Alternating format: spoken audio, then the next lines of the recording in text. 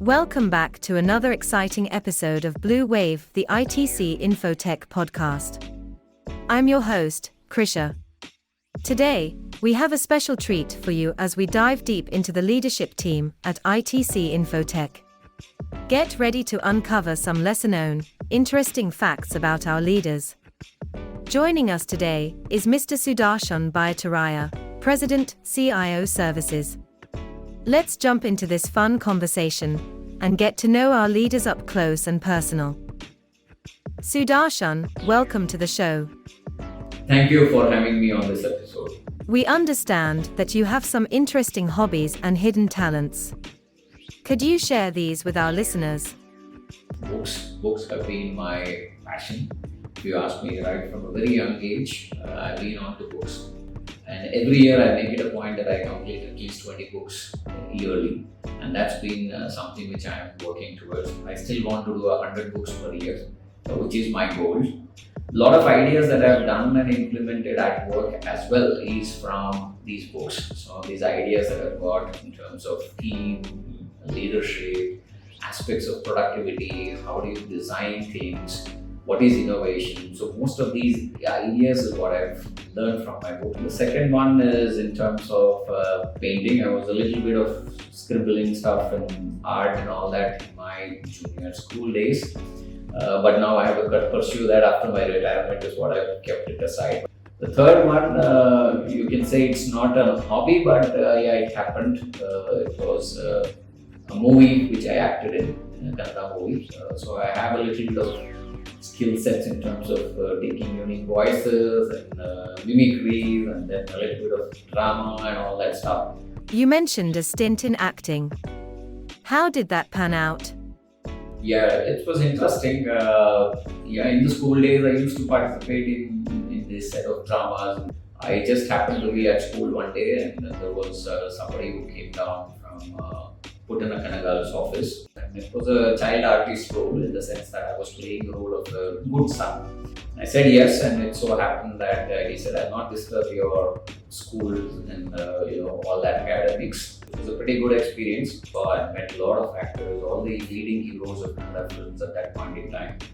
So spent almost 2 months doing this whole thing, and it was a very nice experience. We got released, and it's available on YouTube. I have some 18 minutes to 15 minutes of slots in various scenes that I come across.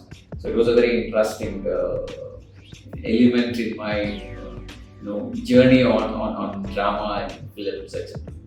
That's wonderful. What are you currently reading, and what books would you recommend? So there are multiple books that I've read. One is Mindset by Carlos. That's what I'm reading. We also have 4,000 Weeks. I'm at the end of it.